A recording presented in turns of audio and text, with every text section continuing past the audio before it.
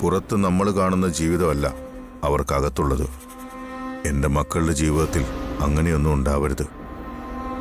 അവരുടെ കുടുംബജീവിതം എന്നും സന്തോഷമായിരിക്കണം. അത് എനിക്ക് നിർബന്ധമാണ്. അതുകൊണ്ട് പറഞ്ഞെന്ന് മാത്രം. മോളിച്ചല്ലേ. ശരി അച്ഛാ.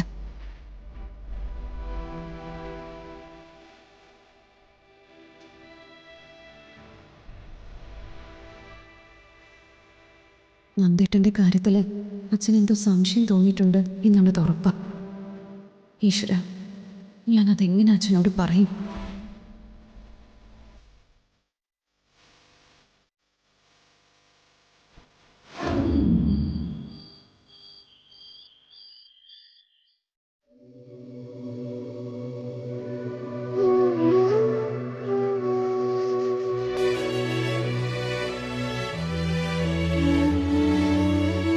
എന്തെത്ര വലിയ ആലോചന. ഇനി 2 ദിവസം കൂടിയേ ഉള്ളൂ. എന്തിന്? ഈ മറ്റേ കിറ്റ് മേടിക്കാൻ. എന്ത് കിറ്റ്? ആ, താനിതൊക്കെ മറന്നുപോയോ? എടോ, പ്രഗ്നൻസി കിറ്റിന്റെ കാര്യം ഞാൻ ചോദിച്ചത്. ഓ, അതോ? 2-3 ദിവസം കൂടി കഴിയട്ടെ. ചിലപ്പോ 1-2 ദിവസമൊക്കെ അങ്ങോട്ട് പോവും. അല്ല, എന്തിനാ എത്ര ധൃതി പിടിക്കുന്ന? അതല്ല, എന്നാലും ഒരു ആകാംക്ഷ. കേറാൻ വയ്യാത്ത മലയൊക്കെ കയറി ഇത്രയും വലിയ പൂജയൊക്കെ നടത്തിയല്ലേ, പിന്നെ ആകാംക്ഷ ഇല്ലാതിരിക്കും? പൂജ നടത്തിയതിന് എന്തായാലും ഫലം ഉണ്ടാവും, അതെനിക്ക് ഉറപ്പാ. ആ, അപ്പോ ഡോക്ടർ ഇഷാനിയുടെ ട്രീറ്റ്മെന്റിന്റെ എല്ലാം തോന്നുന്നു. രണ്ടുമാണ്. സച്ചേട്ടാ, മനുഷ്യർക്ക് ഈ ഭൂമിയിൽ സന്തോഷത്തോടെ ജീവിക്കണമെങ്കിൽ മെഡിസിനും വേണം, വിശ്വാസവും വേണം. എനിക്ക് ഉറപ്പുണ്ട് ഇത്തവണ നമ്മുടെ പ്രാർത്ഥനയ്ക്ക് ഫലം ഉണ്ടാവും. ഉണ്ടായാ ദൈവത്തിന് കൊള്ളാം. എന്താ പറഞ്ഞു? അല്ലാതെ തന്നെ ഇതുവരെ പ്രാർത്ഥിച്ചതിന്റെ റിസൾട്ട് തന്നില്ലെങ്കിൽ ഇനിയും നമ്മൾ പ്രാർത്ഥിച്ച് പുള്ളിക്കാരനെ ശല്യപ്പെടുത്തിക്കൊണ്ടേയിരിക്കും. അവസാനം നമ്മുടെ ശല്യം സഹിക്ക വയ്യാതെ നമുക്കൊരു കുഞ്ഞിനെ തരും. എല്ലാം നമ്മുടെ മോളുടെ ഭാഗ്യ.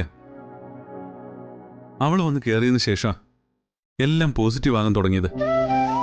അവളല്ലേ ഇന്ന് നമ്മുടെ മൂത്ത പുത്രി.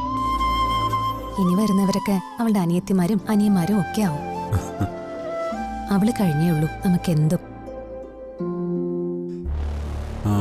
അല്ല, നന്ദേട്ടന്റെ കാര്യം വല്ലതും പിന്നീട് അച്ഛൻ വല്ലതും ചോദിച്ചു തന്നോട്? ചോദിച്ചു. ഓഫീസിലെ കാര്യങ്ങളിൽ നന്ദേട്ടൻ വേണ്ടത്ര ശ്രദ്ധ കാണിക്കുന്നില്ലെന്ന് അച്ഛൻ പറഞ്ഞു. അച്ഛന്റെ പരാതി ശരിയാ. പല ദിവസങ്ങളിലും നന്ദേട്ട ഇപ്പോൾ ഓഫീസിലില്ല. 1-2 ദിവസം ഓഫീസിൽ വരാതെ എങ്ങോട്ടോ പോയിട്ടുണ്ട്. എന്നിട്ട് സച്ചേട്ടൻ ചോദിച്ചില്ലേ? ചോദിച്ചു, പക്ഷേ നന്ദേട്ട എന്തോ പറഞ്ഞു ഒഴിഞ്ഞു മാറി. പക്ഷേ എനിക്ക് പിന്നീട് മനസ്സിലായി നന്ദേട്ട എവിടായിരുന്നു എന്ന്. എവിടെയായിരുന്നു? നന്ദേട്ടൻ സന്ധ്യ ഡോക്ടറിനൊപ്പമായിരുന്നു, അവരുടെ ഫ്ലാറ്റില്.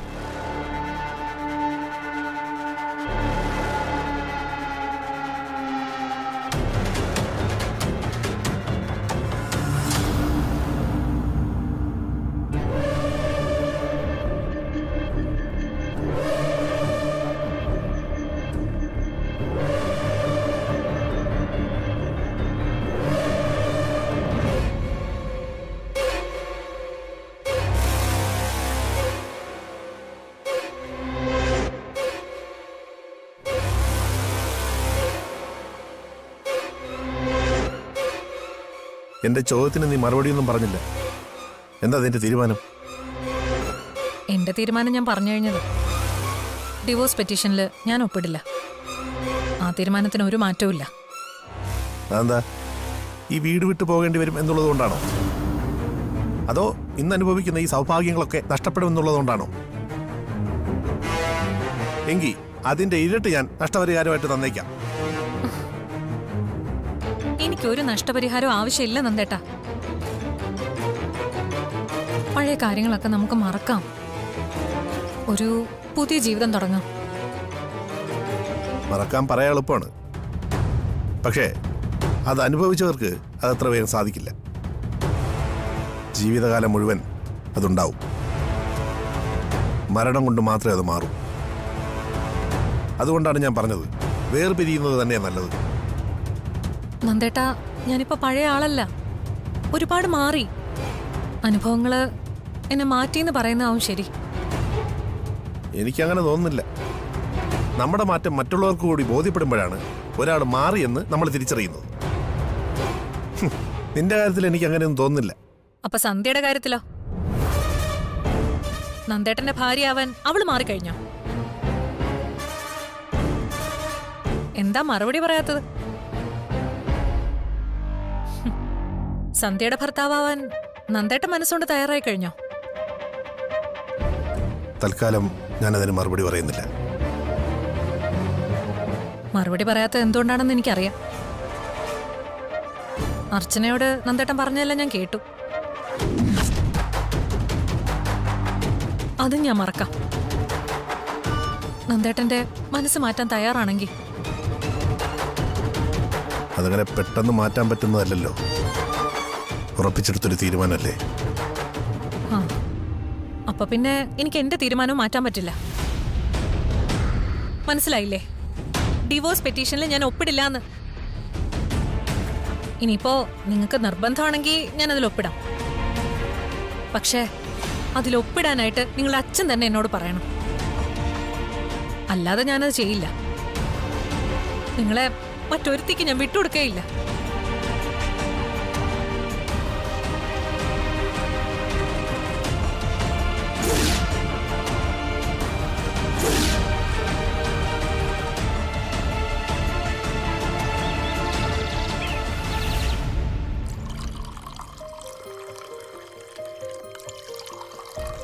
നിനക്ക് വേണോ?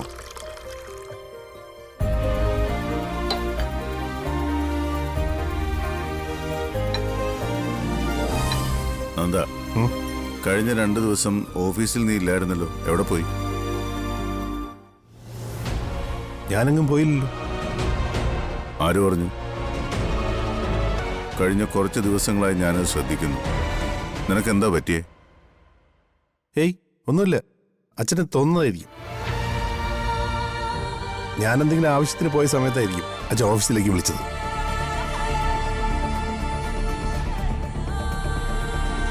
ആണോ? നന്ദൻ പഴയ പോലെ ബിസിനസ് കാര്യങ്ങളിലെല്ലാം ശ്രദ്ധിക്കുന്നുണ്ടെന്ന് നിങ്ങൾക്ക് ഉറപ്പുണ്ടോ? അച്ഛനെന്താ എന്നെ കുറ്റപ്പെടുന്നത് പോലെ സംസാരിക്കുന്നത്? ഞാനെന്തോ തെറ്റ് ചെയ്ത പോലെ? നീ തെറ്റ് ചെയ്തു എന്നല്ല ഞാൻ പറഞ്ഞത്. ബിസിനസ് എന്ന് പറയുന്നത് എന്നും കോമ്പറ്റീഷനാണ്. ഓരോ ദിവസവും പുതിയ പുതിയ തന്ത്രങ്ങളാണ് മാർക്കറ്റിലേക്ക് വന്നുകൊണ്ടിരിക്കുന്നത്. ആ സമയത്ത് നിങ്ങൾ ആരെങ്കിലും ബിസിനസ്സിൽ ശ്രദ്ധിക്കാതിരുന്നാൽ നമ്മൾ പുറകോട്ട് പോകും. അങ്ങനൊന്നുമില്ല. നന്ദേട്ടൻ ആവശ്യമില്ലാതെ എങ്ങോട്ടും പോകുന്നില്ല.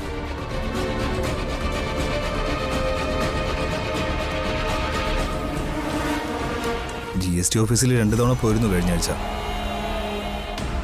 ആ സമയത്തായിരിക്കും ചിലപ്പോൾ ഞാൻ വിളിച്ചത്. ഓക്കെ, ഞാനതിൽ തർക്കിക്കുന്നില്ല. പക്ഷേ എനിക്ക് നിങ്ങളോട് പറയാനുള്ളത് വേറൊരു കാര്യമാണ്.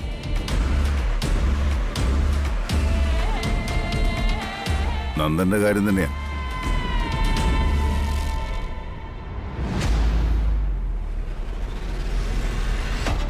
മറ്റൊന്നുമല്ല, അടുത്ത ദിവസം നിങ്ങളുടെ വെഡിങ് ആനിവേഴ്സറി അല്ലേ?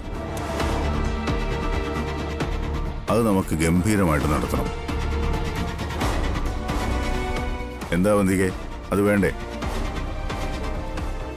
ഏയ് അതൊന്നും വേണ്ട. എനിക്ക് വെഡിങ് ആനിവേഴ്സറി ആഘോഷിക്കാൻ ഒരു താല്പര്യമില്ല. എനിക്ക് താല്പര്യമുണ്ട് അച്ഛാ. എന്താ അർച്ചനയുടെ അഭിപ്രായം? വെഡിങ് ആനിവേഴ്സറി ആഘോഷിക്കുന്നത് നല്ലത് തന്നെയാ. പക്ഷേ അത് വേണോ വേണ്ടയോ എന്ന് തീരുമാനിക്കേണ്ടത് അവരല്ലേ.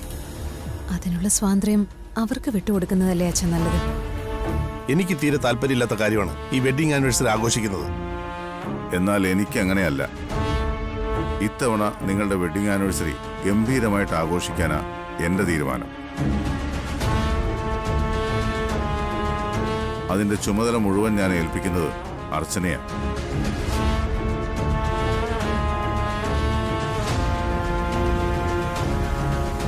നന്ദനും അവന്തിയേക്കും എന്റെ തീരുമാനത്തിൽ എന്തെങ്കിലും എതിർപ്പുണ്ടോ? എനിക്കൊരു എതിർപ്പില്ല അച്ഛാ, സന്തോഷമേ ഉള്ളൂ. എനിക്കന്ന് 1-2 എമർജൻസി മീറ്റിങ്ങുകളുണ്ട്, അതൊന്നും മാറ്റിവെക്കാൻ പറ്റത്തില്ല. അതുകൊണ്ട് ഇത് വേണ്ടെന്ന എൻ്റെ അഭിപ്രായം.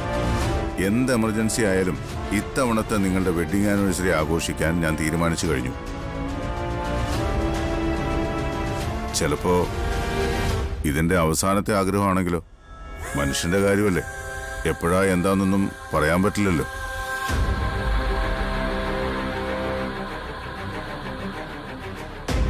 ഒരു വെഡിങ് ആനിവേഴ്സറി നടത്തുന്നതിന് അച്ഛൻ എന്തിനാ ഇങ്ങനെ ആവശ്യമില്ലാത്ത കാര്യങ്ങളൊക്കെ പറയുന്നത്? എപ്പോഴാ എന്താന്നൊക്കെ ദൈവം തീരുമാനിച്ചോളൂ. പക്ഷെ അതിങ്ങനെ അച്ഛന്റെ നാവ് കൊണ്ട് പറഞ്ഞു കേൾക്കാൻ ഞങ്ങൾക്ക് ആർക്കും ഇഷ്ടമല്ല. ശരി, സമ്മതിച്ചിരിക്കുന്നു. പക്ഷേ ഈ വെഡിങ് ആനിവേഴ്സറി നടക്കണം. എനിക്ക് താല്പര്യമില്ലാത്ത കാര്യങ്ങൾ എന്തിനാ അച്ഛൻ ഇങ്ങനെ നിർബന്ധിക്കുന്നത്? എടാ, ഒരു വീട്ടിലെ സന്തോഷത്തിന്റെ നിമിഷങ്ങളൊക്കെ ആഘോഷിക്കണം. ഒരു മനുഷ്യ ജീവിതത്തിൽ നമുക്ക് കിട്ടുന്നത് ഇങ്ങനെ വളരെ കുറച്ച് ദിവസങ്ങളാണ്. അതൊക്കെ ആഘോഷിച്ചില്ലെങ്കിൽ പിന്നെ നീയൊക്കെ എന്തിനാ ജീവിച്ചിരിക്കുന്നത്? എന്തായാലും എന്റെ തീരുമാനത്തിൽ മാറ്റമില്ല. ബാക്കിയൊക്കെ ഞാൻ അർച്ചനയെ ഏൽപ്പിച്ചു കഴിഞ്ഞു. എൻ്റെ തീരുമാനം ഞാൻ പറഞ്ഞു കഴിഞ്ഞു. എനിക്കിതിലൊട്ടും താല്പര്യമില്ല. അത് പറ്റില്ല. എന്തൊക്കെ സംഭവിച്ചാലും വെഡിങ് ആനിവേഴ്സറിക്ക് നീ ഇവിടെ ഉണ്ടാവണം.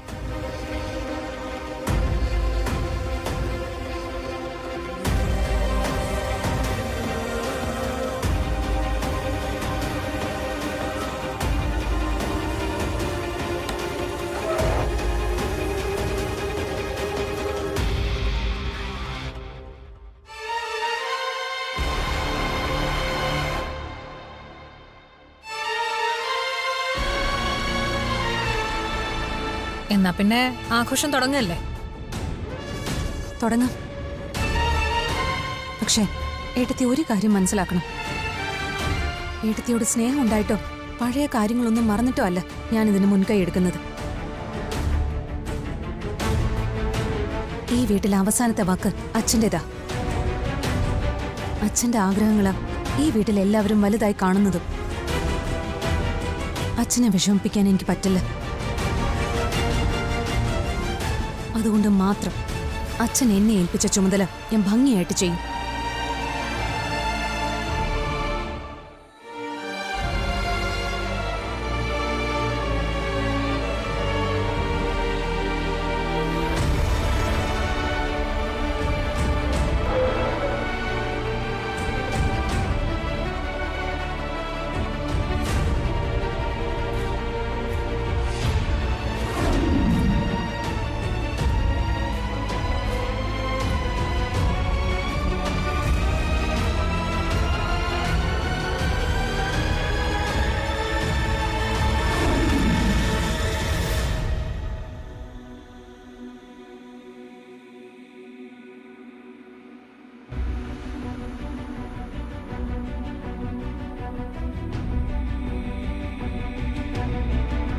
അച്ഛനെ ഓർത്ത് മാത്രം ഇപ്പോഴെല്ലാം സഹിക്കുന്നു.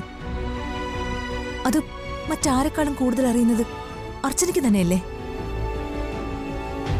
അതാണല്ലോ എന്റെയും ഏറ്റവും വലിയ ധർമ്മസങ്കടം. ആരുടെ പക്ഷത്ത് നിൽക്കണമെന്ന് ആലോചിക്കുമ്പോൾ എനിക്കൊരു തീരുമാനം എടുക്കാൻ പറ്റുന്നില്ല. പണ്ട് ഞാൻ എല്ലാത്തിനും നിങ്ങളെ സപ്പോർട്ട് ചെയ്തിട്ടുണ്ട്, കൂടെ നിന്നിട്ടുണ്ട്. ഇപ്പോഴും ഞാൻ മനസ്സുകൊണ്ട് നിങ്ങളുടെ കൂടെയാ. പക്ഷെ അച്ഛന്റെ ആരോഗ്യസ്ഥിതിയെക്കുറിച്ച് ഓർക്കുമ്പോൾ എനിക്ക് ഈ കാര്യം അച്ഛനോട് പറയാൻ വയ്യ. എന്നെക്കാൾ കൂടുതൽ അച്ഛനെ അറിയാവുന്ന ആളല്ലേ ഡോക്ടർ. ഇക്കാര്യത്തില് അച്ഛനെ വേദനിപ്പിക്കാൻ ഡോക്ടർക്ക് കഴിയോ? ഒരിക്കലും പറ്റില്ല. ഒരു മകളെ പോലെ എന്നോട് കാണിച്ച കരുതലിനും സ്നേഹത്തിനും ഞാൻ അച്ഛന് എന്ത് പകരം കൊടുത്താലും മതിയാവില്ല. ഇന്ന് ഞാനിങ്ങനെ നിൽക്കുന്നത് അച്ഛനുള്ളതുകൊണ്ടാ. പക്ഷെ അതിനേക്കാൾ കൂടുതൽ നന്ദനെ വേദനിപ്പിക്കാനും എനിക്ക് പറ്റില്ല. ഞങ്ങൾക്ക് ഇനി ഒരിക്കലും പരസ്പരം പിരിയാൻ പറ്റില്ല. ഒരർത്ഥത്തിൽ ഇക്കാര്യം അർച്ചന എന്നോട് സംസാരിച്ചത് നന്നായി. ആരോടെങ്കിലും ഇതൊന്ന് പറയാൻ കഴിയാത്ത ടെൻഷനിലായിരുന്നു ഞാൻ. ഇപ്പൊ മനസ്സിനൊരു ആശ്വാസമുണ്ട്. പക്ഷെ ഇതോടെ നഷ്ടപ്പെട്ടത് എന്റെ സമാധാനോ. നിങ്ങളെ രണ്ടുപേരെയും കുറ്റപ്പെടുത്താൻ എനിക്ക് പറ്റില്ല, പ്രത്യേകിച്ച് നന്ദേട്ടൻ. നന്ദേട്ടൻ അനുഭവിച്ച പീഡനങ്ങൾ അറിയാവുന്ന ആളാ ഞാൻ. ഇത്രയും കാലമായിട്ടും അതൊന്നും അച്ഛനോട് പറയാൻ കഴിയാതെ മനസ്സിൽ കൊണ്ടു നടക്കുക. എല്ലാം ആ വീടിന് വേണ്ടി, കുടുംബത്തിന്റെ സമാധാനത്തിന് വേണ്ടി. അതുകൊണ്ട് മാത്രമാ ഇതിന് ഞാൻ ഇറങ്ങി തിരിച്ചത്. അച്ഛനെ സംബന്ധിച്ചിടത്തോളം അവന്തി കെട്ടത്തി ആ വീട്ടിലെ മൂത്ത മരുമകളാ. 7 വർഷം മരുമകളെ ഉപേക്ഷിച്ച് മകൻ എവിടെയോ പോയി എന്നല്ലാതെ അത്രയും കാലം മരുമകൾ തന്നെ സ്വന്തം മകനെ പൂട്ടിയിട്ട് ഉപദ്രവിച്ചതാണെന്ന് അച്ഛൻ ഇപ്പോഴും അറിയില്ല. അതറിഞ്ഞ അദ്ദേഹം ഹൃദയം പൊട്ടി മരിക്കും. ഓരോ തവണയും അവന്തി കെട്ടത്തി പ്രശ്നങ്ങൾ ഉണ്ടാക്കുമ്പോൾ എല്ലാം അച്ഛനോട് തുറന്നു പറഞ്ഞാലോ എന്ന് ഞാൻ ചിന്തിക്കും.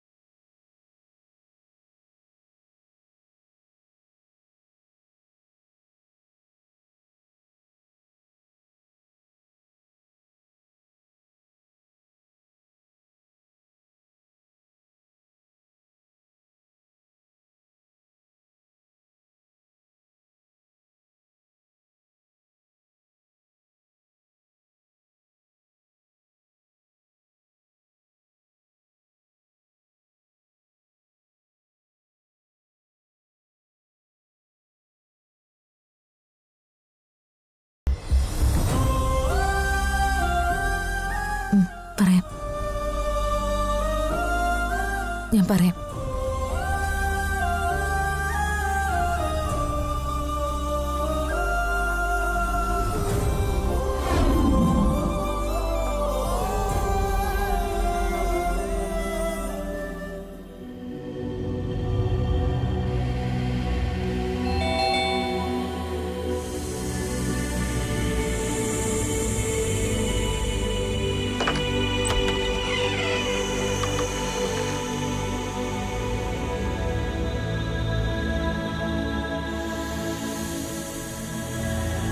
തൻ്റെ മുഖത്ത് എന്താ ഒരു സന്തോഷമില്ലാത്തത്?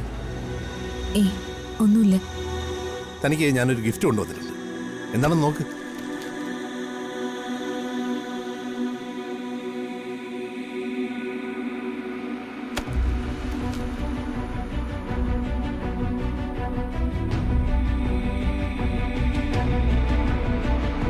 താനെന്താ ഇതൊന്നും നോക്കുപോലും ചെയ്യാത്തത്? സാധാരണ എന്തെങ്കിലും ഗിഫ്റ്റ് തരുമ്പോൾ എക്സൈറ്റഡ് ആവുന്ന ആളല്ലേ താൻ. എന്നിട്ടിപ്പോൾ എന്താ അപ്പവൻ തെളിയാത്തത്? നന്ദൻ എന്ത് തന്നാലും എനിക്ക് സന്തോഷം.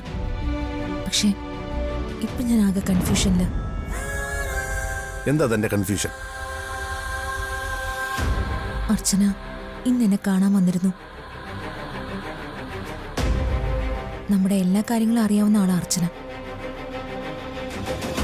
എല്ലാത്തിനും നമ്മളോടൊപ്പം നിന്നിട്ടുമുണ്ട്. പക്ഷെ അർച്ചന ഇപ്പൊ ആകെ സങ്കടത്തില്. അർച്ചന സന്ധ്യയെ കാണാമെന്നതിൽ എനിക്ക് അത്ഭുതമൊന്നുമില്ല. ഞാനത് പ്രതീക്ഷിച്ചിരുന്നു. അർച്ചന എന്താ പറഞ്ഞത്? നാളെ വെഡിങ് ആനിവേഴ്സറി ആഘോഷിക്കാൻ അച്ഛൻ പ്ലാൻ ചെയ്തിട്ടുണ്ടല്ലേ? ഉണ്ട്. എന്നിട്ടെന്താ അതെന്നോട് പറയാതിരുന്നത്? ഞാനത് മറച്ചു വെച്ചതൊന്നുമല്ല, ഓർത്തില്ല, അത്രേ ഉള്ളൂ. അല്ലെങ്കിലും ഞാനതിന് അത്രേ പ്രാധാന്യം കൊടുക്കുന്നുള്ളൂ. എന്നാലും വെഡിങ് ആനിവേഴ്സറി ആഘോഷിക്കാൻ പോവാതിരിക്കാൻ പറ്റില്ലല്ലോ. അച്ഛൻ തീരുമാനിച്ച പിന്നെ നന്ദനെ എതിർക്കില്ലല്ലോ. ഇല്ലായിരുന്നു.